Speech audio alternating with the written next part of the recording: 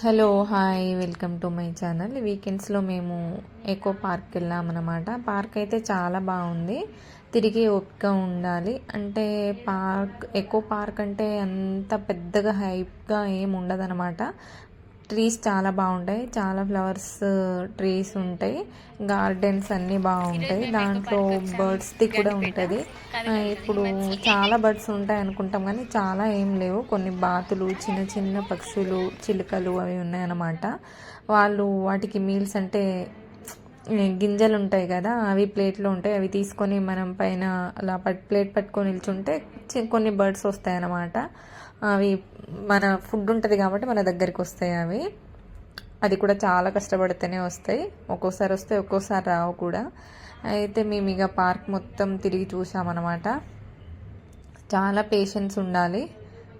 ఇంకా పిల్లల్ని తీసుకొని వెళ్తే అంతే అనమాట. పిల్లలు నడవాలి కదా, సో అంతా తిరిగి చూసామన్నమాట. ప్లేయింగ్ ఏరియా కూడా ఉంటుంది, చాలా బాగుంది. దీంట్లో ఫుడ్ ఎలో లేదు, అంటే వాళ్ళకి తెలిసి మనం తీసుకెళ్ళడానికి లేదు. ఇక నార్మల్గా బ్యాగ్లో ఏమన్నా చిన్నగా కొంచెం తీసుకెళ్తే తీసుకెళ్ళొచ్చు. ఫుడ్ కూడా ఉన్నాయి లోపల, వాటర్ ఫెసిలిటీ, ఫుడ్ ఫెసిలిటీ కూడా ఉంది. పార్క్ అయితే బాగుంది, కానీ మనకంతా చాలా ఓపిక ఉండాలి తిరగడానికి అనమాట. వీకెండ్స్లో పిల్లలతో ఫ్యామిలీతో సరదాగా అలా తిరగడానికి అయితే వెళ్ళొచ్చు. చాలా రకాల కలర్గా ఫ్లవర్స్ అన్నీ ఉన్నాయన్నమాట. మాకైతే నచ్చింది.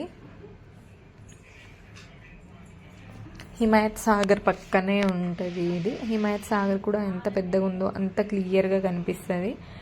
చాలా బాగుంది. మా పిల్లలు అయితే బాగా ఎంజాయ్ చేశారు. సరదాగా తిరుక్కుంటూ ఫ్లవర్స్ తోటి ఆడుకున్నారు, జంప్ చేశారు. అలా చాలా బాగుంటుంది.